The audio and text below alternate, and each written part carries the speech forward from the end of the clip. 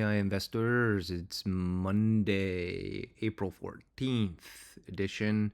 Looks like we are getting a follow through bounce. Uh, we're still in the Elliott wave, of course, right in the middle of the Elliott wave. We got some relief tariff news. I do anticipate the 560 being filled, or around 550 in the coming, let's say, week or so. Again, this is just what I'm thinking. And then we're gonna run up into some resistance, really near this 560 level. If we connect the downward trend line here, and we touch this level right around 555 or so, we want to see the reaction right right in here to see if this will break through, smash through here, or will it just touch and then kind of roll over. If it starts rolling over, that just kind of confirms this downtrend a little bit further. Maybe we retest a little bit of the lows here and then scoop a little bit higher. So we'll see what happens here in the kicks coming, let's say, week at this like 555 level or 560 level in the SPY. Kind of concordantly, been looking at Soxel, and Soxel made a long-term bottom here around $8, and every time, if we go back in time for a long time, in fact we're going back to 2020 now. It's hard to believe that it was 5 years ago. We touched that, and what happens next is a bull run. Okay, touch it, what happens next is a bull run, and we touch it again. What happens next? One would theorize a bull run. Okay, how high it will go, who knows? It looks like, it could go up to 23. Okay, could go up here. It could go as low on the bull run to 15. But regardless, it looks like, a long on Soxel at 8 or 9 was a good call. We've been adding it at 8 and 9 for our long positions here in the 9 zone, and it's going to be a good call because it at least has to fill this 15 gap. So we expect at least 15 gap to be filled in the next maybe week or two, maybe a little longer. Again, here at Quantum AI Investing, we are not concentrated on the daily movements, but more of the weekly/monthly movements of the charts, right? So we see from October 2022 to July of 2023, giant bull run. It went from, looks like 6 up to 28, which is about a 4x run in Soxel. Now, if you can hold on to that Soxel for that long, that's great until you see 15, or like I said, at maximum 23.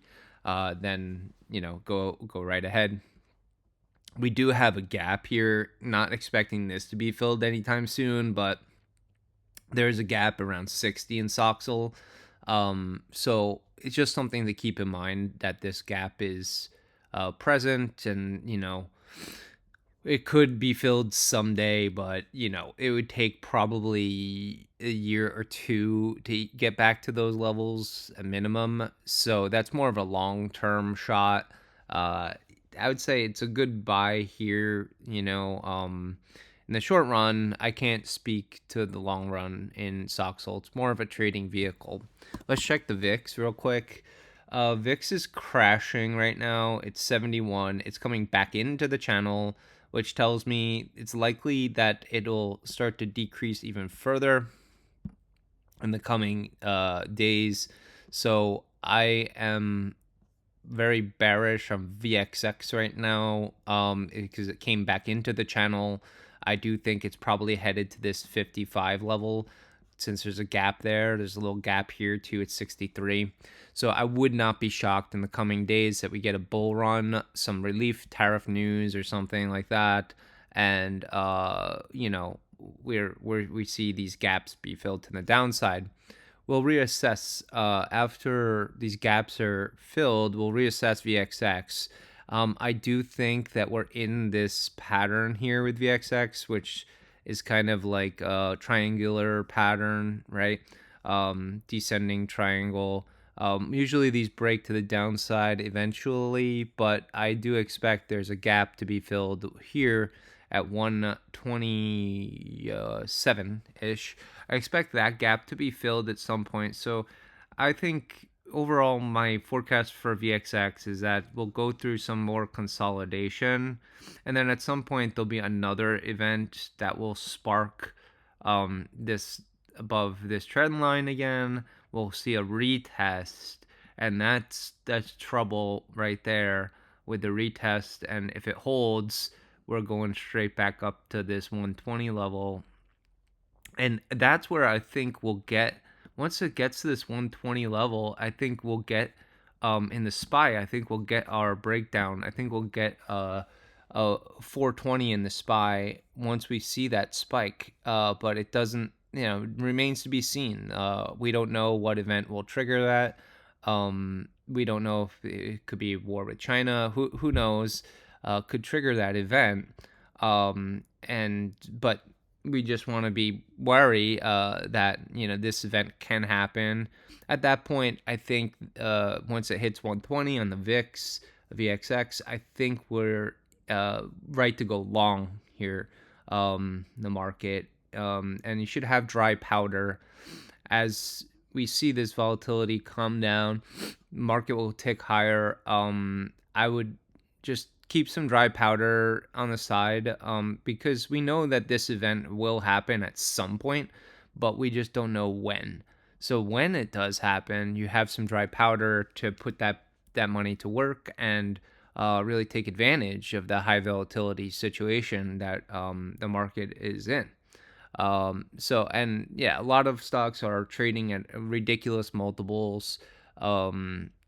Even the S&P is trading a very high multiple on the promise that AI will save companies lots of money and et cetera, et cetera. But people are finding out that AI is not it's not a cure-all. It's not a panacea for all of our ills in the economy. It's just one of the many things that could eventually lead to higher profits in these companies. But again, that remains to be seen. NVIDIA, it looks like we're popping higher, so we want to see a break above that bull flag right at 120 or so. If we get a break above this bull flag, confirmed pattern, it's headed higher, probably to 140 or so.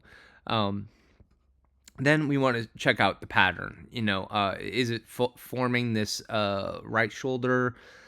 If so, then be cautious. If you have NVIDIA, take profits and just T-bill and chill until you get this collapse, which is down to 32, which might take some time. It's not going to happen overnight. It's going to take maybe, 6 months or a year to get back to 32 in NVIDIA. But whatever it may be, you'll be much happier buying NVIDIA at 32 than 100 and whatever it is going to be. So I think it's good to book profits once we get a break above this bull flag, if and when that happens. Let's just quick check out TLT. Slightly up. It looks like almost no action today in TLT. It's still in a downtrend, so we're just waiting and seeing here on the TLT, really, to see if there's any break of this trend. There isn't. It's just a trend continuation. So, it's kind of a sleepy trade at this point. I would just stay away until we see a break above or a significant break below. I will say that it does kind of look like a head and shoulders is forming here in the TLT, which is not good in terms of the price action. It means that the price action is likely headed lower. If it breaks below this 84 level, I'm super bearish on TLT. I would stay away until further notice. It might even go back down to 80 or 79. We don't know. So yeah, that's just a word of caution for TLT. And people will pile into stocks at the same time. It goes with the thesis that VXX will come down too. It's all in that same thesis. So yeah, just trade carefully out there, my friends. And that's all I wanted to tell you guys for today. And like, subscribe, and comment. And as always, let the markets be with you. Take care.